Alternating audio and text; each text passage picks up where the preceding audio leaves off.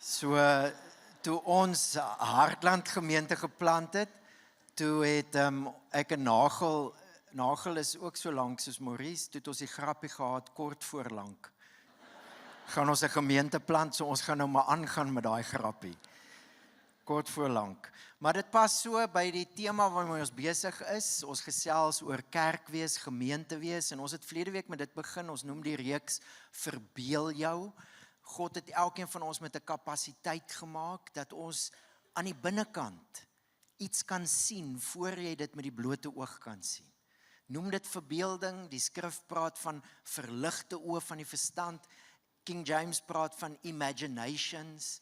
Allerhande maniere wat die Here vir ons sê dat hy vir ons iets gegee het waarmee hy ons wil help om iets te sien wat hy droom. Het is vir my so treffend as die profete met die volk praat. Sê God vir hulle kort, sê vir die mense, kyk. Kyk. Om met jou innerlike mens iets te sien van dit wat God aan die doen is. Openbaring 21 vers 5. Kyk, ek maak alles nuut. En hierdie kapasiteit om innerlik te kan sien in hierdie reeks, en vir julle wat dan vanoggend saam met ons kuier, wil ons jou uitnooi om saam met ons net te kyk. Ons spits baie spesifiek ons fokus op kerk. Dit wat ons noem kerk. Wat was die Here se droom oor kerk? En ek wil saam met jou weer die skrifgedeelte lees as Paulus die gemeente groet in Korinte, 1 Korintiërs 1 vers 1, hy begin nou met sy brief, hier's die inleiding. Hoor hoe beskryf hy die mense vir wie hy die brief skryf. Paulus, deur die wil van God, 'n geroepe apostel van Christus Jesus, en die broer Sostenus, moenie jou kind daai naam gee nie, aan die gemeente, en die Griekse woordjie is ekklesia, daaroor het ons verlede week gesels. Gemeente, die woord wat die Bybel gebruik om ons te beskryf is ekklesia, 2 Griekse woordjie. Die een is uit en die ander een is geroep. Ons is uitgeroep.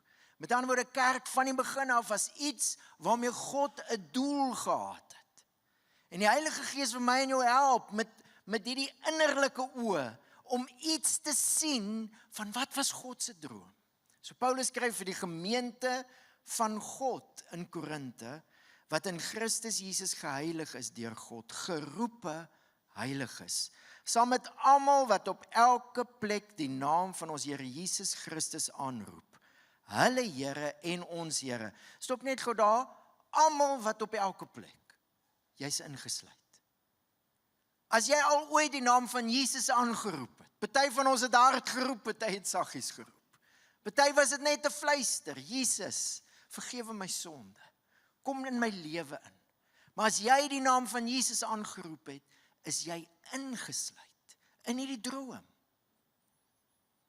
Genade vir julle en vrede van God, ons Vader, en die Here Jesus Christus. Het jy opgetel, hy gebruik die woordjie broer en vader. En vir ons is dit miskien iets waaraan ons baie gewoond is. Ek het groot geword in die kerk, baie van julle het groot geword in die kerk, broers en susters, né? Broers en susters. Ons praat kinders van die Here, né? Familieterme. Partykeer kan 'n mens so gewoond raak aan iets, dat iets van die betekenis verlore gaan. Ek het nou net 'n ou storie wat julle al 100 keer gehoor het, maar gee vir my asseblief 'n nuwe storie. Van gewoond raak. Van die dogtertjie wat by haar ma kom, as sy die skaapbout gaar maak, dan sny sy altyd die punte van die skaapbout af. En sy kon dit nooit verstaan nie, en die dag vra sy vir haar ma, hoekom sny ma die skaapbout se punte af as ma dit in die oond sit? En sy sê, nee, ek weet nie, ek het dit so geleer by ouma. En ouma bly saam met hulle, so sy gaan vra toe vir ouma, hoekom sny mamma die skaapbout se punte af, as sy die bout gaar maak? En ouma sê, nee, ouma Grootjie het dit vir my geleer. Nou, ouma Grootjie lewe nog, so sy WhatsApp call sommer net daar. Groot ouma, hoekom sny mamma en ouma die skaapbout se punte af as hulle die bout gaar maak? En ouma Grootjie sê, nee, ek weet nie vir wat doen hulle so stupid ding nie. In ons tyd was die oonde baie klein.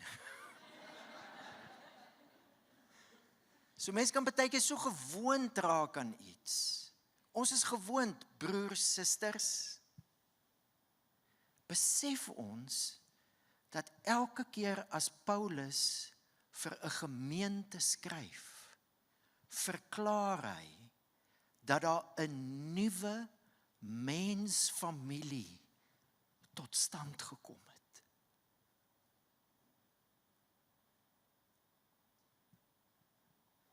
En vriende, dit gaan direk terug na Jesus toe.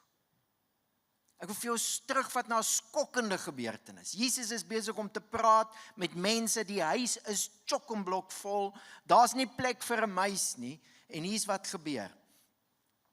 Matteus 12, terwyl Jesus nog met die skare praat, het sy moeder en broers onverwags buite gestaan en wou met hom praat. Iemand het vir hom gesê, kyk, u moeder en broers staan buite en wil met u praat. Maar hy het die een wat dit vir hom gesê het, geantwoord, wie is my moeder en wie is my broers? Toe het hy sy hand na sy disippels toe uitgesteek en gesê, kyk, hier is my moeder en my broers. Ek dink nie wat Jesus hier sê is bloedfamilie is nie belangrik nie. Glad nie. Ek bedoel, hy hang aan die kruis. Dan sê hy vir Johannes, jy moet vir Maria sorg. Ek dink nie hierdie is 'n prioriteitstelling nie. Ek dink hierdie is 'n identiteitstelling. Hierdie mense het goed verstaan, dat God op 'n stadium vir hom 'n familie begin het. Hy het 'n man en vrou geroep, Abraham, Sarah, hulle kon nie kinders kry nie. God het vir hom gesê, ek gaan jou seën, Genesis 3:8-12, ek gaan van jou 'n groot nasie maak, en in jou nageslag sal ek die nasies van die wêreld seën. God het 'n familie gemaak vir wat hy in die wêreld wil doen. Dis Abraham. Hierdie mense wat hier om Jesus staan, hulle almal kan hulle bloedlyn terugvat, hulle is Jode, na Abraham toe. Ons is daai familie. En wat sê Jesus nou? Jesus sê, daar's nou op 'n nuwe manier 'n familie besig om te vorm. En dit vorm rondom hom, my disippels. Vriende, besef ek en jy dat broers en susters is nie net 'n nice manier, vriendelike manier om met mekaar te praat op 'n Sondag nie. Besef ons dat Jesus 'n nuwe mensfamilie begin het vir wat God in die wêreld wil doen. Ek bedoel, hoekom anders sal Jesus uit sy disippels 12 leiers kies? Dit vat jou dadelik terug na Israel toe, né? Ek bedoel, as jy in 'n rugby malskool is, almal eet en drink en slaap rugby, en iemand kom in en hy kies vinnig 15 atletiese seuns, gaan almal dink, hier's 'n rugbyspan. Ja, okay, nou is dit 23, maar hier's 'n rugbyspan. As Jesus 12 mense leiers maak van 'n familie wat hy sy broers en susters en moeders en wat ook al noem, het almal geweet, Jesus is besig om 'n nuwe familie vir God te maak, vir wat God in die wêreld wil doen. En vriende, ek wil jou uitnooi, dwars deur die Nuwe Testament, en veral as Paulus skryf, is dit hoe daar van my en jou gepraat word. Dis deel van wat Paulus bedoel, as hy skryf in Galasiërs, ons is gebore Jode, nie sondaars uit die heidene nie, en tog weet ons, dat 'n mens nie op grond van die uitvoering van die wet geregverdig kon word nie, maar slegs deur Jesus Christus. Regverdig is God wat 'n verklaring maak oor almal wat in Jesus glo. Julle is nou familie. Julle is nou familie. Dis nie meer 'n bloedlyn na Abraham toe nie. Dis nou deur die bloed van Jesus. 'n Nuwe familie. En is baie interessant, as die King James daai versie vertaal, dan sê hy, through the faith of Jesus Christ. Dit kan bietjie tricky klink, die geloof van Jesus, maar ons het in Grieks geleer, dat geloof, die woordjie vir geloof in Grieks, kan ook beteken getrouheid. So hier is hoe daai vers ook kan klink. Hier's 'n goeie vertaling, New Testament for everyone. We are Jews by birth, not Gentile sinners. But we know that a person is not declared righteous by works of the Jewish law, but through the faithfulness of Jesus, the Messiah. Daar was 'n tyd wat die familie Jode was en hulle was uitgeken aan die wet en die res van die mense sondaars uit die heidene. Maar nou, deur die getrouheid van Jesus, word daar oor elke mens wat in Jesus glo gesê, deur God, familie. Jy het 'n statusverandering ondergaan. Ons, wel ek weet nou nie of jy Jode is nie, maar as jy Jood was, jy was 'n Jood. Ons was sondaars uit die heidene. Maar nou is daar 'n ander verklaring. As jy in Jesus glo, verklaar God ons sy familie. Ek gaan wonder die Hebreërskrywer skryf, daarom skaam Jesus nie om hulle sy broers te noem nie. Familie. Wat ons bring by 'n verskriklike belangrike vraag. As ons hierdie identiteitsverklaring hoor van die Vader, elkeen wat in Jesus glo, my familie, bring dit ons by 'n baie belangrike vraag en Maurice gaan vir ons aangaan met hierdie belangrike vraag. Kort voor lank.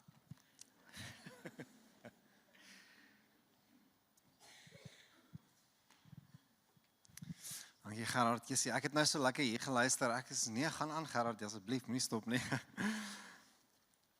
Is my so nodig dat ek dink ons vandag hierdie dalk net vir mekaar sê, is ons het dalk die behoefte om hier weg te stap met 'n vraag, vir ons elkeen, en daai vraag is, het ek al regtig hierdie ontdek?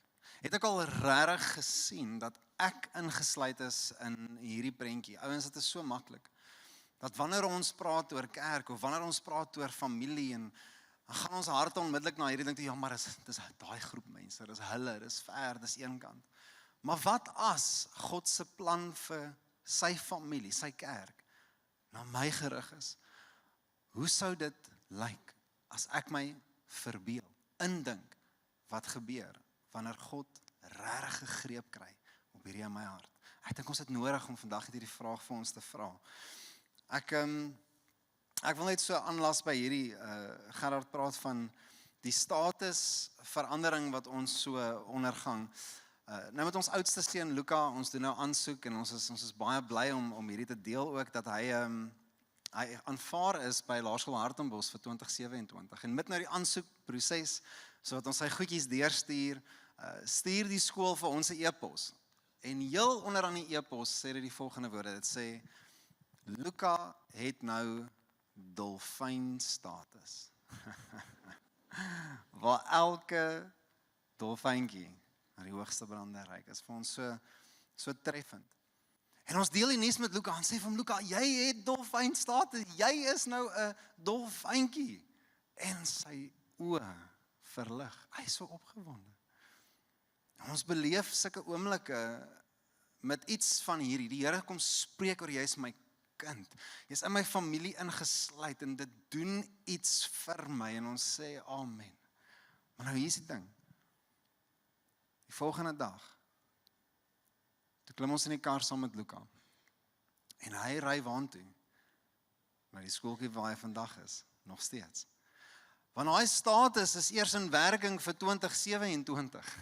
En vir die res van die jaar, alhoewel hy die dolfyn status het hy nog nie die volle implikasie van dit begin leef nie. En ek dink dis dieselfde vir ons, wanneer ons dalk hierdie vraag vir onsself vra, is ons aanvaar hierdie uitspraak wat God oor ons maak. Jy's my familie, jy's my kind, jy's my seun, jy's my dogter, jy's my kerk, en ons sê amen, en dit doen iets vir my. Maar die vraag is, doen dit iets met my? Begin ek hierdie te leef? Hallo? Hoor julle?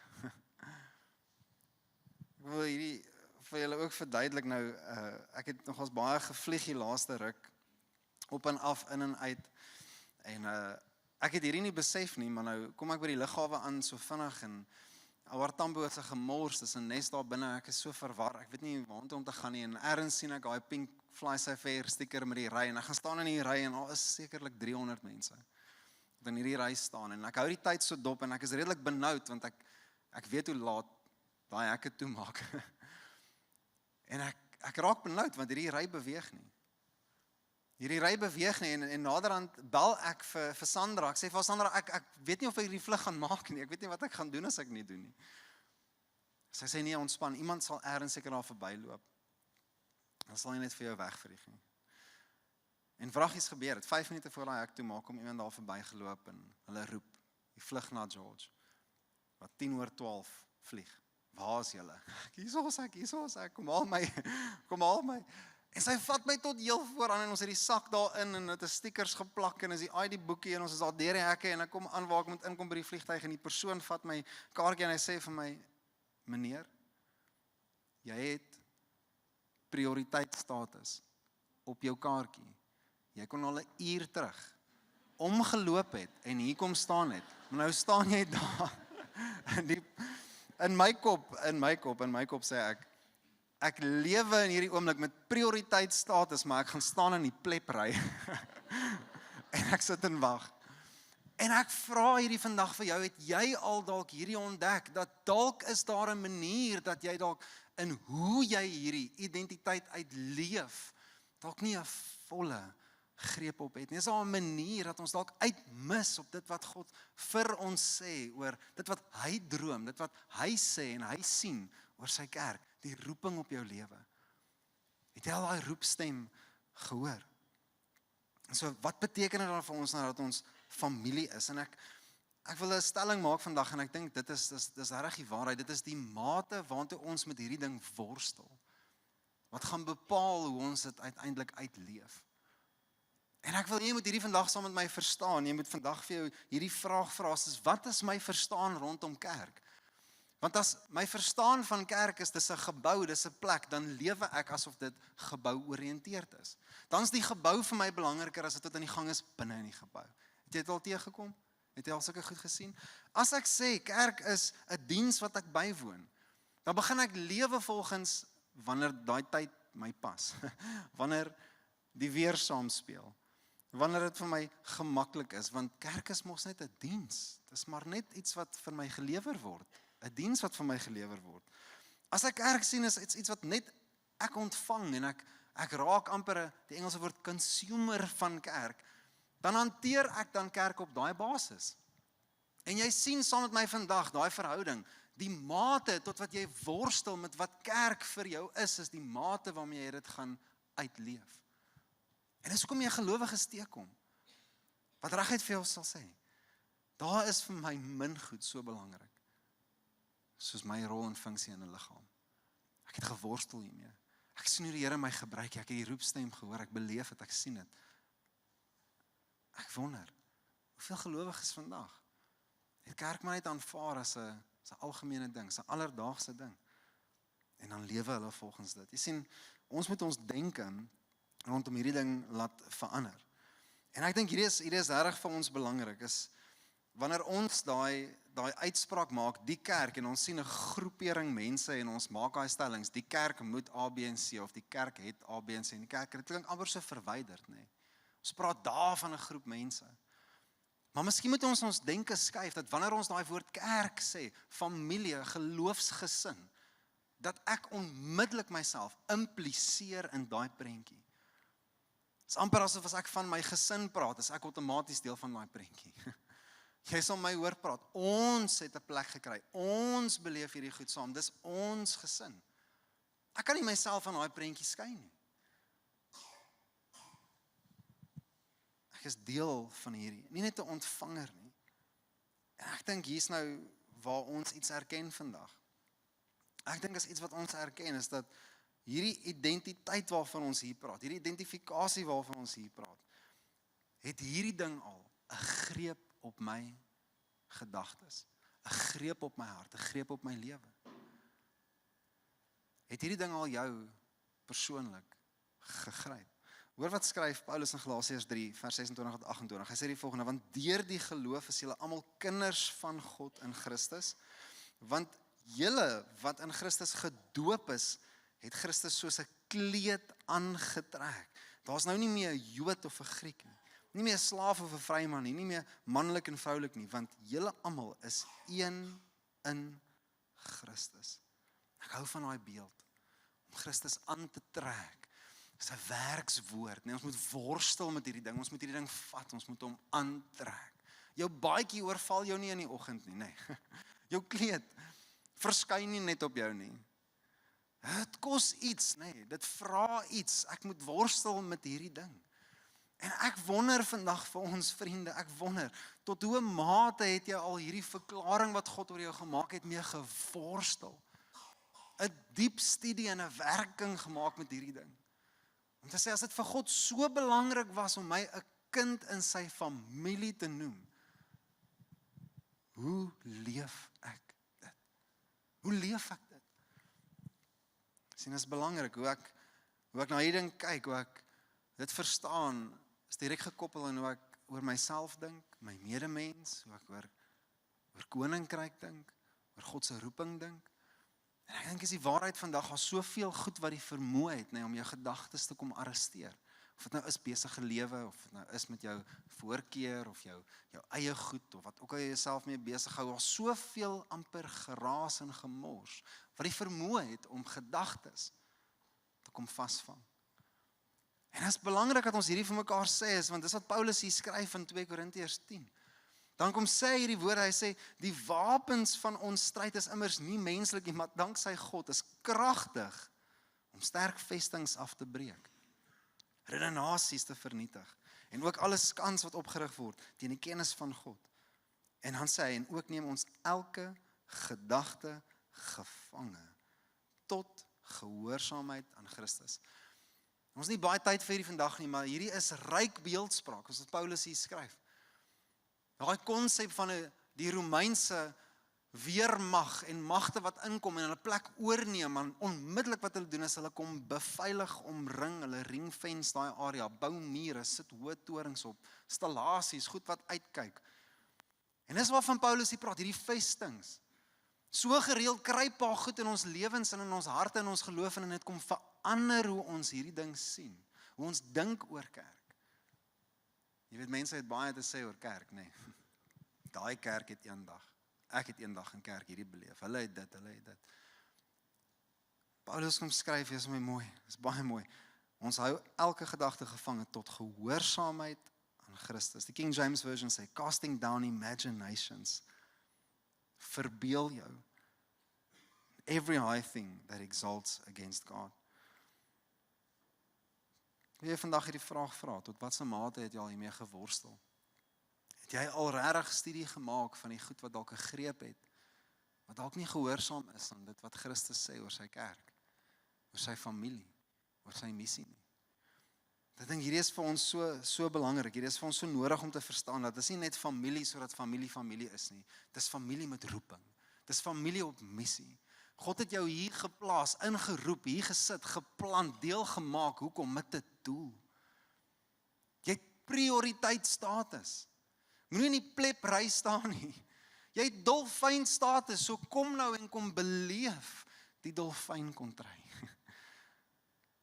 Jy het familiestatus. Kom lewe dit nou.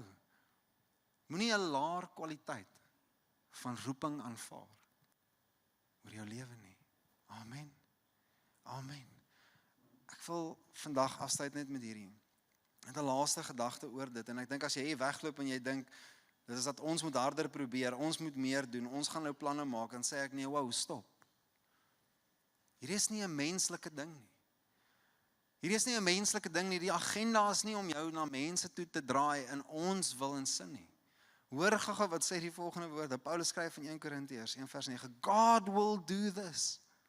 Hy kom doen hierdie stuk werk. He is faithful to do what he says. And he has invited you into partnership with his son, Jesus Christ our Lord. Hy sal dit kom doen. Hy sal dit kom doen in jou hart.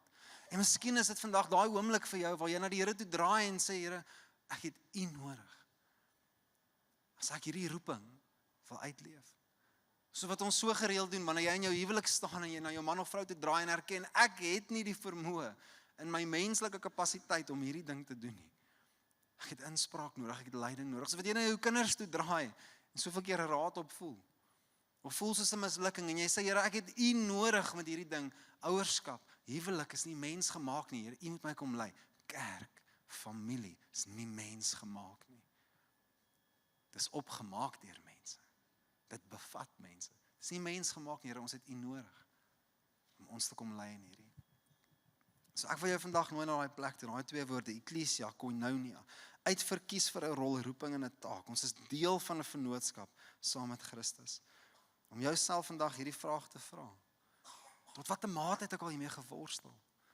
En dan te sê, Here, dalk is daar vestings wat vandag moet val. Dalk is daar idees en opinies en dalk ou identiteite, goed wat ek aan vaskom hou het en hierdie goed is eintlik maar so stof in die lug. Ek het nodig om aan iets te kom vasklou wat vas staan. Dis die waarheid, die roepstem oor my lewe. Ek wil jou nooi saam met my vandag. Ons gaan in 'n tyd van aanbidding ingaan. Ons gaan ons harte rig. Die aanbiddingspan is so welkom. Hulle kom nou op, nee. Hulle kom nou op. Ek wil net seker maak. En ons gaan in 'n tyd reageer waar ons gaan sê, Here, ons het so nodig om ons harte te kom rig na hierdie uitspraak. En ek wil jou vandag vra, het jy al daai stem gehoor? Het jy dit al ontdek? Het jy dit al beleef? Dalk is vandag daai oomblik vir jou. Jy sê, Here, ek lewe hier, ek mis uit. Ek mis uit op dit wat U oor my sê, oor my droom. Kom verbeel jou vandag, kom sien in die gees, dat die plan wat die Here het vir familie en kerk jou insluit. Kom sien dit vandag. Ek wil jou nooi, wil jy saam met my staan nie? Kom ons gaan in 'n tyd van aanbidding. Die lied wat ons nou gaan sing ook, praat van hierdie, daar's geen groter naam. Hierdie gaan oor hom. Hy is die een met die finale uitspraak. Ek wil jou nooi, kom ons vat hierdie tyd. Kom ons reageer, kom ons draai na hom toe. Amen.